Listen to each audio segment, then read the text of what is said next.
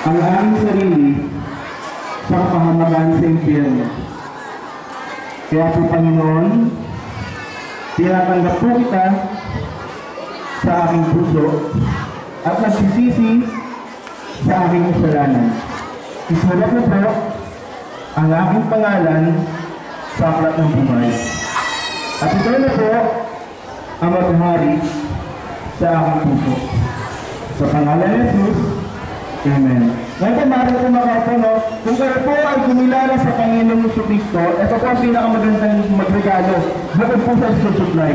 Kapag tayo po ay kinuha ng Panginoon, makakasiguro po tayo na meron pong langit na naghihintay sa atin. Kung tayo na ay baguhin ng buhay, kung ano man na nangyari, meron pong langit na naghihintay sa atin. At ayun po, ang pinakamagandang regalo ay naibigay po sa atin ng Panginoon. Bukod po sa regalo ng ating mga nakapitan natin at mga council, ang pinakamagandang regalo po ay ang buhay na walang hanggan na bigay ng ating Panginoon sa puso. Yun lamang po, kung tinanggap niyo po ang Panginoon sa inyong puso, sa langit po ang punta ng inyong galawa. Yun lamang po at maraming salamat po.